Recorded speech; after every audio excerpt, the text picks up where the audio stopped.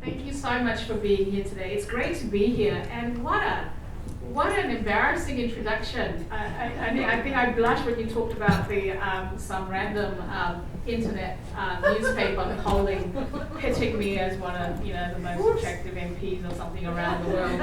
I think one of my Labour colleagues actually turned around at the time and says, "Why her?" was the comment. So we live in a world as such where people judge you, and often these are the kinds of benchmarks that often our ethnic communities, Asian people, are having to live through. And these are the lived experiences of people who have actually come to New Zealand, going right back to the 1840s, 1850s, settling here. And for example, the Chinese community did not actually get naturalized until the 1950s. And to be actually surviving in this country where they had to shield their identity, shield who they are, so they do not stand out. And yet, going back to the 1990s, where the huge influx of Asian migration happened, and we stand out and we are loud, and we need to get louder so that our needs are actually met. We have needs, and I think mental health issues are big things where I'm very pleased that I was able to launch the two back in 1918. I thought it was just 2019, but Kelly reminds me it was 2018 as well. So it is absolutely wonderful to be here. And I'd like to start by saying thank you to Asian Family Services CEO Kelly Fang. She often downplays her importance and her stature, and she is a doctor. And often she doesn't even put doctor in front of her name, she just says she's just Kelly. But you run around representing Asian families, and you do amazing work, so thank you for all that you do and all your team. So if I could actually get all the Asian Family Services team to stand up, please.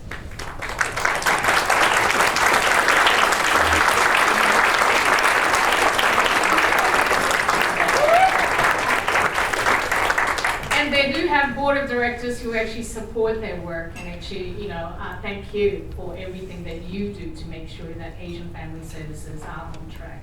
Thank you for your hard work.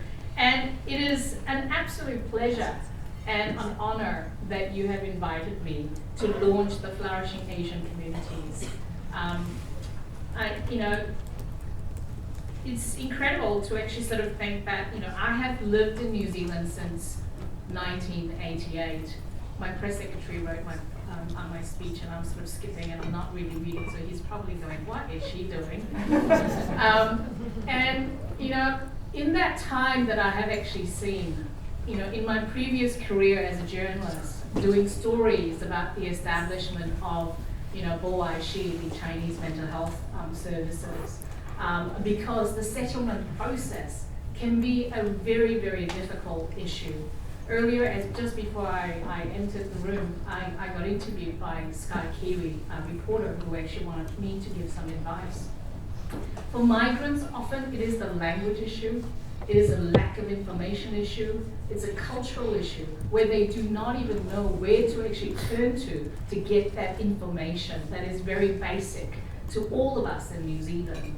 That you can't, they don't even think to Google to find out where can they actually go to get the services that they require. It doesn't matter whether it's actually mental health service, whether it's actually police, or whether it's actually hospital for health reasons. Any issue, they don't know. And often they feel more comfortable going to people they know.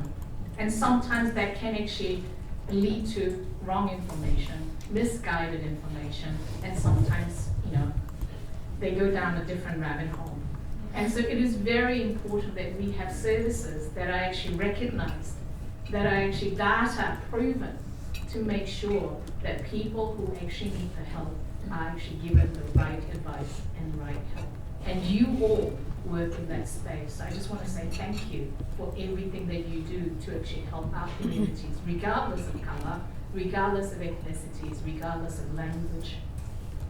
One of the things that I was talking about yesterday, and someone actually said to me, how do we actually deal with last night actually at the ethnic advisory panel at the council. They were talking about elderly people, and these are another group of people who really, really struggle because they don't have the language. And as they actually get older, often it is actually the needs of the elderly that are actually not met, because they forget the languages that they've learned. Because a lot of migrants, when they come to New Zealand, they've already learned several languages. I used to speak 7. When I graduated from high school in Malaysia, well, actually I didn't graduate, I finished my 5th form in Malaysia. I was speaking 7 different languages. I spoke Chinese, I spoke Fujianese, I spoke Bahasa Malaysia, I spoke Tamil, and then I learned English. And then I learned French, and then I learned German, and then my mother tongue, Korean. So by the time I left high school in 5th form in Malaysia, I was speaking 7 different languages. And when you move to a different country, at that time I moved to Australia. I think being in Australia basically destroyed the 7 languages, and I ended up with barely an English language. But I do actually maintain, sorry, that's a joke. I hope there are no Australians here. I hope we're not streaming it. Sorry, mates in Australia. And then you forget the value of the language, and often for the senior, they regress back to their mother tongue, and they actually need the services often in their mother tongue, and these are the kinds of services that is actually really lacking in New Zealand as we age. Our population is aging. Hey, I've been in New Zealand for 36 years, I'm aging. I don't like saying how old I am, but I'm headed towards 60 very quickly. And I'm thinking in a few years I'll be, superannuation age. And I'll be part of that superannuitants who is actually heading towards 70 very soon. And my parents are in their 80s. My father's close to 90. And they're still very, very active. But they forget the English language, even though they've lived outside of Korea since 1976. So these are the services that we actually need. And the mental health issue, the suicide issue, is a massive one, because it is often considered a shame to refer to counseling, to actually go see a doctor about mental health issues, that they're having thoughts of suicide, they feel like they're a failure. These are the things that often trigger them to actually withdraw. Often they actually don't talk to anyone, especially family. It's a shame thing, it's especially friends. People that care about them often don't know that they are going through these issues. It's very difficult to diagnose. And often it is easier talking to a stranger of a different culture when it comes to mental health. But it is actually understanding those cultures can actually trigger the real help.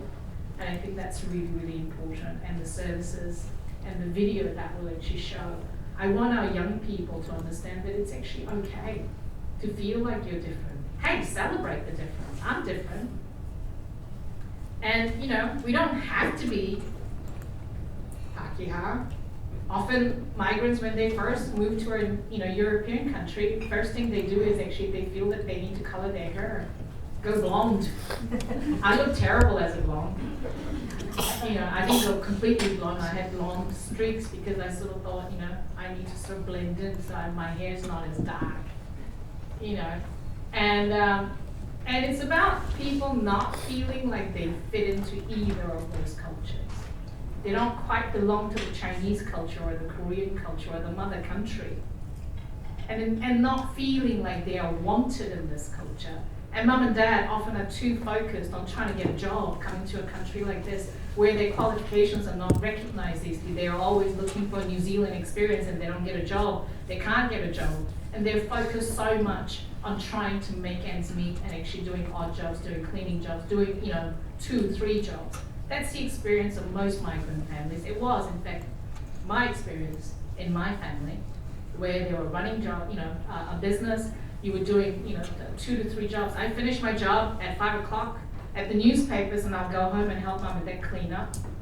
Be behind the counter of the local dairy that mum and dad were actually running. And then once that is actually closed, I'm at the back room trying to actually, type up invoices for mum and dad when they're, for their, import and export business. And then on weekends, I'm, going to do interpreting at hospitals and police stations and, all that sort of stuff. These are sort of typical life of migrants trying to actually sort of move forward, push forward. And the stress factor is really, really high. I was blessed. I already spoke English when I got to New Zealand. But there are a lot of migrants who do struggle, particularly young people, older people. They really struggle, and it is very difficult. And recognizing that, to actually say that, hey, I'm not coping so well, and actually saying, I need help, takes a lot of courage. And we need to support these people to come forward, to actually reach out for help, so that we can help them. Otherwise, we have a disaster on our hands. My assistant's looking down. I have no idea where I am. I haven't actually read his speech. I just want to say, you all play a vital role in this space. And thank you for the work that you have done already. Thank you for the continuing work that you will actually do. And I just want to say thank you for being here to share the stories and to support Asian Family Services. 감사합니다. 多谢，谢谢你。